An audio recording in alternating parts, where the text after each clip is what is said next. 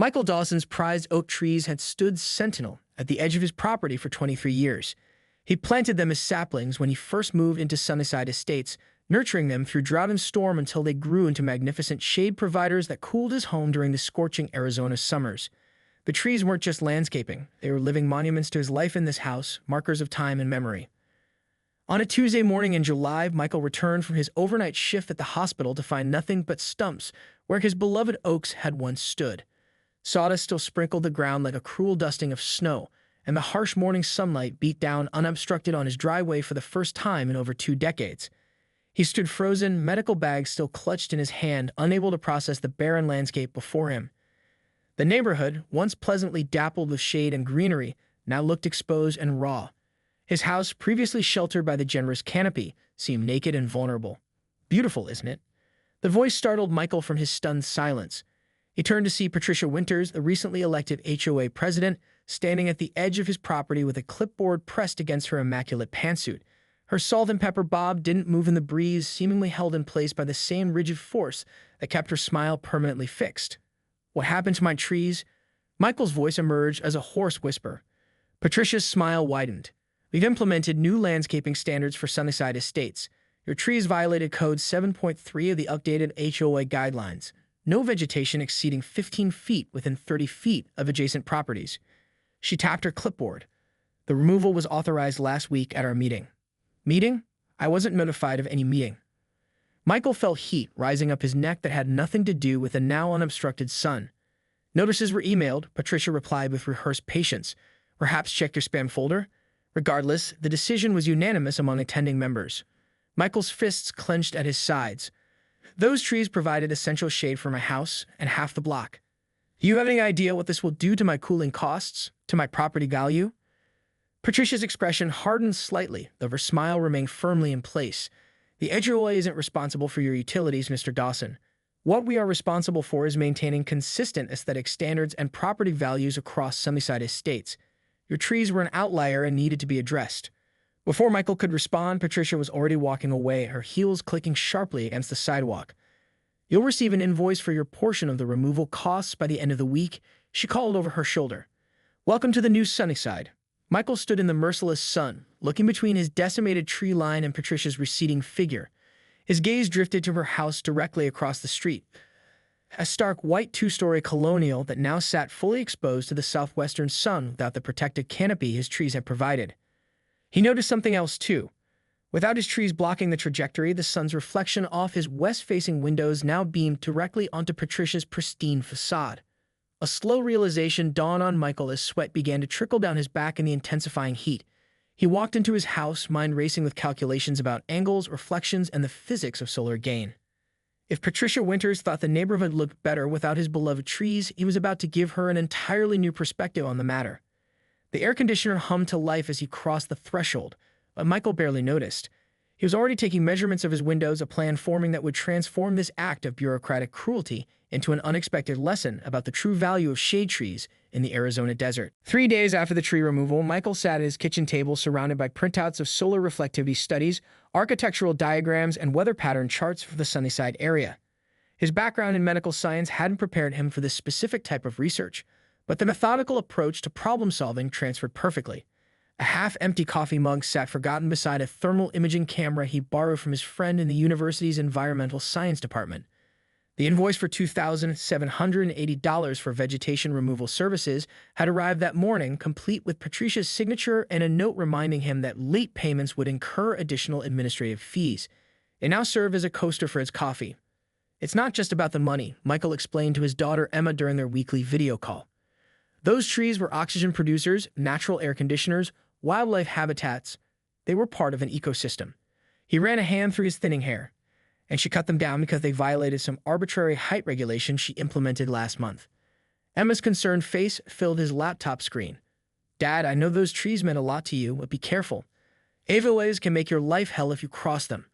"I'm not crossing anyone," Michael replied, though the gleam in his eyes suggested otherwise.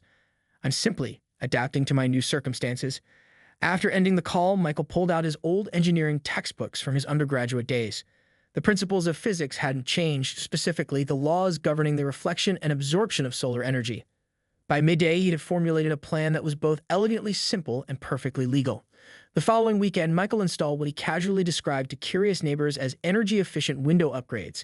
In reality, he was strategically placing specially coated reflective film on his west-facing windows, the ones that now had an unobstructed view directly across to Patricia's pristine white colonial. The film was designed for desert dwellings to reflect harsh sunlight away from the interior, reducing cooling costs. What Michael didn't mention was that he had carefully calculated the angles of reflection to ensure that the concentrated sunlight would beam directly onto Patricia's house during peak afternoon hours. On Monday morning, Michael installed discrete temperature sensors on the property line between his and Patricia's houses. He synchronized them with his home computer system, creating a real-time heat map of the surrounding area. The data would serve two purposes: documenting the increased temperatures resulting from the loss of shade and tracking the effectiveness of his reflective countermeasures. By Wednesday, the first results were in. The ambient temperature around his denuded yard had increased by nearly 8 degrees compared to pre-removal readings. More interestingly, the sensors detected a 12-degree hotspot developing on Patricia's eastern wall, the side that now received the concentrated reflection from Michael's windows. Michael wasn't the only one who noticed. Patricia's husband Tom was outside with a garden hose that afternoon, puzzled as he sprayed down the unusually hot siding. "Everything all right, Tom?" Michael called, innocently watering his now exposed garden beds. "Strange thing," Tom replied, wiping sweat from his brow. "East side of the house is heating up something fierce. Never happened before." Michael nodded sympathetically. "Must be this heat wave. Brutal without adequate shade, isn't it?" As Tom returned inside, Michael allowed himself a small smile. This was just the beginning. The reflective film was merely phase 1 of his plan. In his garage lay the components for phase 2, a series of ornamental garden features that would soon adorn his property line, perfectly compliant with HOA regulations and coincidentally designed to amplify solar reflection. That evening, while working on assembly of his new garden art, Michael received a text from his neighbor Rayshawn, who lived adjacent to Patricia on the other side. "You see what's happening to the Ice Queen's house?" The message read, accompanied by a laughing emoji. Michael typed back cautiously, "Just doing some home improvements." "Why?" "Man, whatever you're doing is working. She was out there with a thermometer today looking confused as hell. My wife said she called 3 different painters asking about heat-resistant exterior coatings." Michael put down his phone and returned to his work with renewed purpose. He hadn't anticipated allies in his quiet resistance, but it seemed Patricia's landscaping crusade had affected more than just his property. A community united by shared grievances was forming in the shadows and where his trees once stood. As the sun set over Sunnyside Estates, casting long shadows from the stumps in his yard, Michael finished assembling the first of his specialized garden sculptures, a curved arrangement of polished metal rods that seemed innocuous enough but would, when positioned correctly, create a focused beam of reflected light with pinpoint accuracy. Patricia Winters had used HOA bylaws as her weapon. Michael would use the sun itself as his. By mid-August, temperatures in Sunnyside Estates had climbed to record highs. While the entire neighborhood sweltered, Patricia Winters' house experienced its own unique microclimate. The eastern wall of her colonial now displayed a curious discoloration, a patch of white paint that had begun to yellow and bubble under the concentrated solar assault from Michael's strategically placed improvements. Michael's Phase 2 had been implemented with surgical precision. 5 ornamental garden sculptures now dotted his front yard, each one HOA compliant in height, placement, and aesthetic. The brushed metal structures resembled abstract art pieces, catching and amplifying the Arizona sun in calculated trajectories that converged on specific points of Patricia's house throughout the day. The unofficial neighborhood resistance had grown. Rayshawn had installed his own set of reflective wind chimes. The elderly couple 3 doors down added a collection of gazing balls to their rock garden, positioned at angles that Michael had casually suggested during a friendly conversation about xeriscaping techniques. Even mild-mannered Dr. Peterson across the street had replaced his traditional bird bath with a mirrored mosaic version that sparkled with innocent beauty and redirected sunbeams with mathematical accuracy. "I don't understand what's happening," Patricia complained during the emergency HOA meeting she called in the community center. Her normally perfect appearance showed signs of strain. Her makeup slightly melted, her collar wilted from the excessive perspiration caused by her house's inability to maintain a comfortable temperature despite her air conditioning running constantly. "My cooling costs have tripled in the past month. The paint on my east wall is deteriorating at an unprecedented rate." Michael sat quietly in the back row, hands folded in his lap. "And has anyone else noticed the unusual glare issues in the neighborhood?" Patricia continued, dabbing at her forehead with a tissue. "It's like living inside a disco ball every afternoon." A murmur of feigned confusion rippled through the assembled homeowners. Perhaps it's climate change, offered Rayshawn with a straight face, or maybe it's related to the sudden removal of mature shade trees from the ecosystem. Patricia's gaze snapped to him, eyes narrowing. The tree removal was a necessary enforcement of our updated bylaws, which everyone received notification about. I never got that email, called someone from the back. Me neither, added another voice. Patricia's fingers tightened around her clipboard. Regardless, what's done is done. We need to address these mysterious heat and reflection issues before property values are affected. Michael finally raised his hand. Patricia hesitated before acknowledging him. Yes, Mr. Dawson. I've been doing some research, Michael said, his voice even and professional. The sudden loss of mature tree canopy can create what's called a heat island effect. Without natural shade, surfaces absorb and reflect more solar radiation. He pulled out several of his printed research papers. I'd be happy to share my findings with the board. Patricia's smile was brittle. While we appreciate your amateur environmental science, we're looking for practical solutions. Like trees, suggested Mrs. Abernathy, an older resident who had lived in Sunnyside since its founding. I remember when this neighborhood was 10 degrees cooler in summer because we had proper shade. The meeting devolved into increasingly heated discussions about landscaping, with a growing faction openly questioning Patricia's leadership. Michael watched silently as the seeds of discontent he planted began to bloom alongside the rising temperatures. After the meeting, Patricia cornered Michael in the parking lot. I know what you're doing, she hissed, her perfect smile absent when no audience was watching. Michael raised his eyebrows. I'm not sure what you mean. I'm simply adapting to the new landscape requirements you implemented. Those things in your yard, they're deliberately reflecting sunlight onto my house. Michael's expression remained neutral. My garden sculptures comply with all HOA regulations regarding lawn ornaments. Section 5.2, if I remember correctly. As for the reflections, that's simply physics, Patricia. Light bounces. Without the trees to buffer it, he shrugged. Natural consequences. Patricia stepped closer, lowering her voice. I could create a new bylaw about reflective surfaces. You could, Michael agreed amiably. But that would affect Mrs. Chen's koi pond, Dr. Peterson's new bird bath, and about 24 other properties, including your own glass greenhouse. Are you prepared to tell half the neighborhood to renovate because you're uncomfortable? For the first time, uncertainty flickered across Patricia's face. She glanced around, suddenly aware of how many neighbors were watching their exchange with undisguised interest. This isn't over, she said finally, turning toward her overheated house. No, Michael agreed quietly. It's just reaching the boiling point. That evening, Michael's doorbell rang. He'd opened the door to find Tom Winters standing awkwardly on his porch, looking nervous about being seen. Patricia doesn't know I'm here, Tom said without preamble, but our bedroom has become uninhabitable in the afternoons. We've moved to the guest room on the west side. He ran a hand over his thinning hair, and our air conditioning system is running at 200% capacity with half the efficiency. Michael waited, saying nothing. I know what you're doing, Tom continued. And I need to ask if there's any way we could reach a compromise. Michael leaned against his doorframe. I'm open to discussion. What did you have in mind? Tom glanced back at his house, where a soft glow suggested Patricia was inside. What if we replaced the trees? Not the same ones, obviously, but new ones. Fast-growing shade trees. Michael studied Tom's face, seeing genuine discomfort and the first crack in the Winters' united front. I think that would be an excellent start, Michael said. I happen to have a detailed landscaping proposal already prepared. As Tom nodded gratefully, neither man noticed Patricia watching from her window, her expression darkening as she realized her own household was now divided against her. The landscaping proposal that Michael handed to Tom Winters wasn't just a simple replanting plan.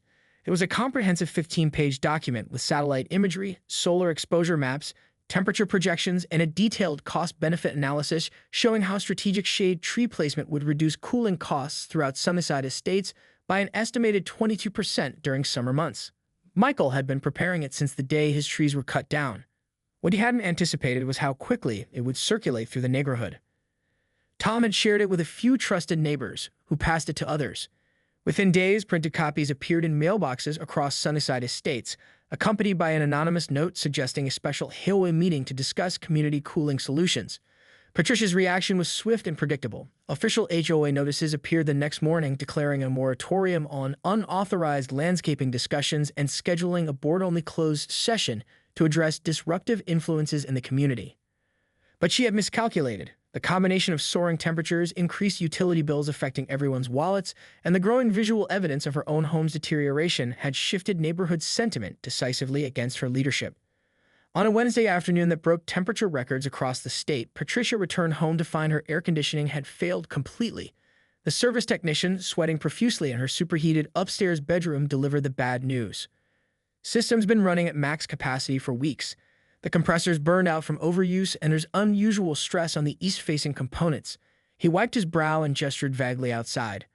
Whatever's causing the extra heat on this side of the house has basically cooked your unit. The replacement costs $9,400 with a 2-week wait for parts. That evening, Tom dragged a mattress down to their relatively cooler living room while Patricia sat at the kitchen table, reviewing HOA bylaws with increasingly desperate intensity. She discovered that removing Michael's reflective improvements would require changing the very rules she had used to justify cutting down his trees.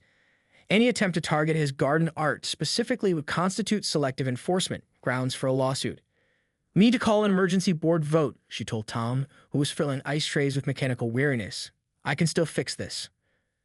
"Fix what exactly?" Tom asked, his voice uncharacteristically firm. "The fact that our house is unlivable, that we spent thousands on emergency repairs, or that half the neighborhood now crosses the street to avoid talking to you?" Patricia stared at him, unused to resistance from her usually compliant husband. "I'm doing what's best for property values," she insisted. "Consistent standards are what keep Sunnyside estates desirable."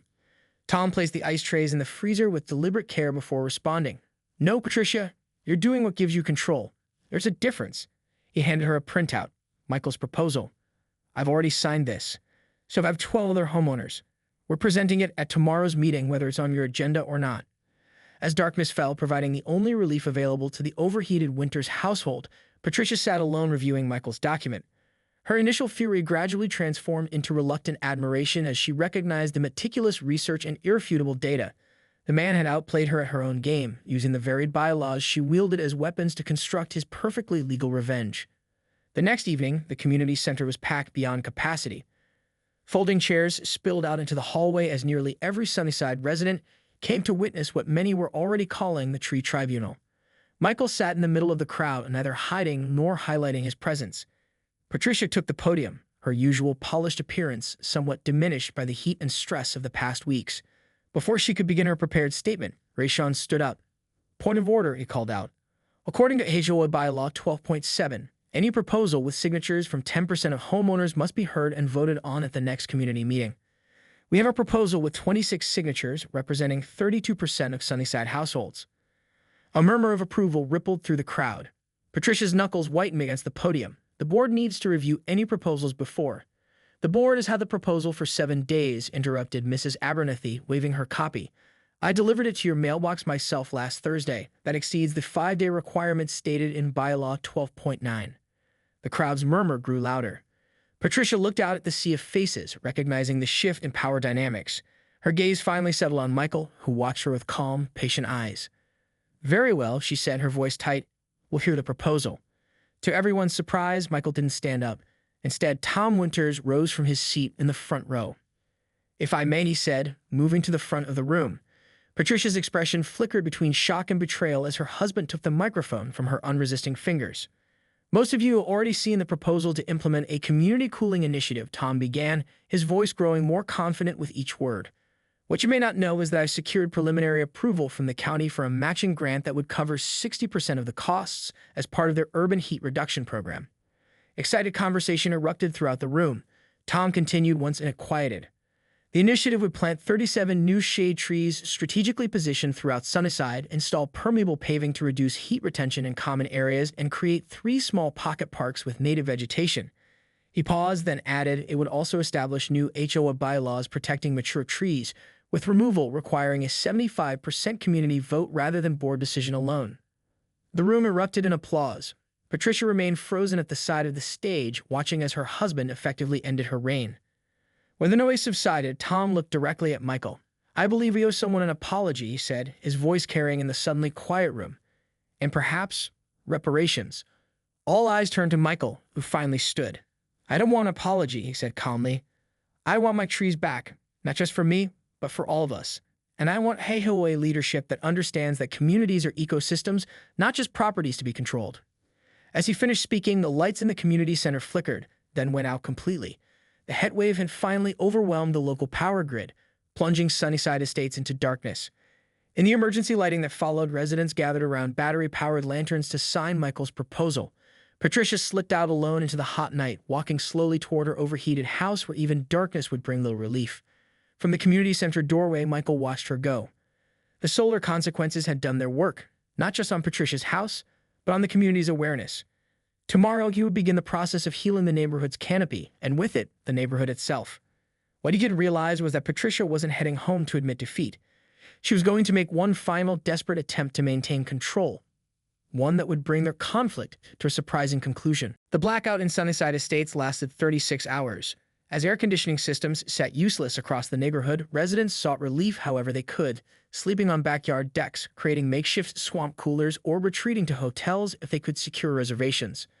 Through it all, the unforgiving sun continued to beat down, with Patricia Winter's house remaining noticeably hotter than those around it, thanks to the continued effect of Michael's reflective installations. Michael spent those 36 hours coordinating neighborhood resources, helping elderly residents secure emergency cooling and distributing the bottled water he had stockpiled as part of his hospital disaster readiness plan. His medical training made him a natural crisis manager, and many neighbors found themselves in his backyard during the hottest hours, sheltering under the large canopy he had erected where his trees once stood. As power was finally restored on the second evening, Michael returned home exhausted to find an official-looking envelope slipped under his door.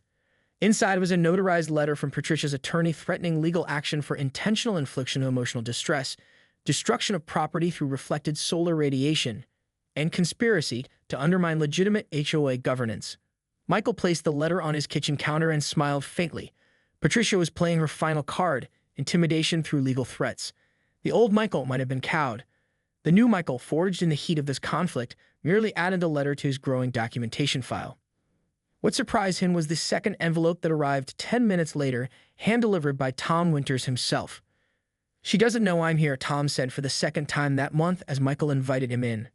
"And she doesn't know about this."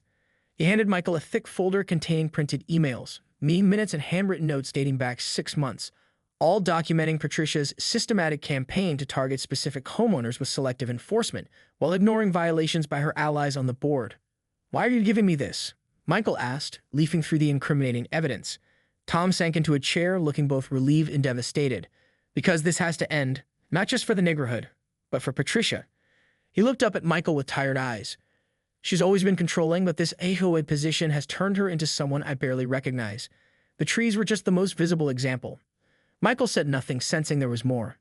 "She's preparing to file for an emergency injunction tomorrow morning to block the community vote," Tom continued. "She's convinced herself that a judge will side with her over the rogue elements in the neighborhood."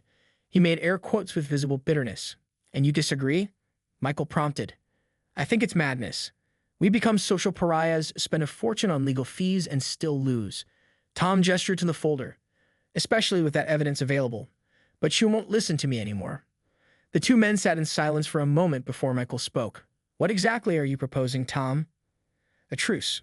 I'm asking you, pleading with you, to find a way to end this that doesn't destroy her completely." Michael studied the man before him, not the enemy he had imagined these past weeks, but another victim of Patricia's rigid need for control. "I might have an idea," he said finally, "but I'll need your help, and we'll have to move quickly." At 7:45 the next morning, Patricia Winters was preparing to leave for her attorney's office when her doorbell rang. Opening the front door, she found herself facing Michael Dawson, and behind him, what appeared to be half the neighborhood, including her own husband. "What is this?" she demanded, clutching her portfolio of legal documents. "I have an appointment."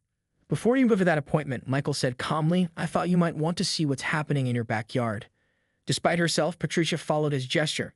From her front door, she could see a procession of neighbors walking through the side gate to her rear yard, many carrying potted plants, garden tools, and what appeared to be small trees. "What are you doing?" "This is trespassing," she sputtered, moving to intercept them. "Actually," Tom said gently, "I invited them, as co-owner of the property." Patricia froze, torn between fury and confusion. "Your house is the hottest in the neighborhood now," Michael explained, professional and direct. "The concentrated reflection has damaged your paint, overloaded your AC, and made your home nearly uninhabitable. These are measurable, documented facts." He pointed to a thermal imaging camera being operated by Dr. Peterson, recording the visible heat signature of her house's eastern wall. "We're here to help fix that," Michael continued, "for free." "I don't understand," Patricia said, her usual composure cracking. Michael gestured toward her backyard where neighbors were already preparing planting holes. "We're installing 3 strategic shade trees along your eastern perimeter, fast-growing native species that will provide immediate heat reduction and within 2 years complete shade coverage for the most affected areas of your home." Patricia looked between Michael and the neighbors, searching for the trap. "Why would you help me after everything?" "Because this isn't about winning or losing," Michael replied. "It's about fixing a problem, the same problem I tried to prevent when my trees were still standing." He handed her a single page from his proposal, showing projected temperature reductions and utility savings for her specific property. "Your house will benefit more than any other from the community cooling initiative." Patricia's gaze moved from the paper to the activity in her yard, to her husband's cautiously hopeful expression. "There are conditions," Michael added. 4 of them, actually. Patricia's eyes narrowed slightly. "I'm listening." "First, you drop any thought of legal action. Second, you resign as HOA president, effective immediately." Michael's voice remained calm but firm.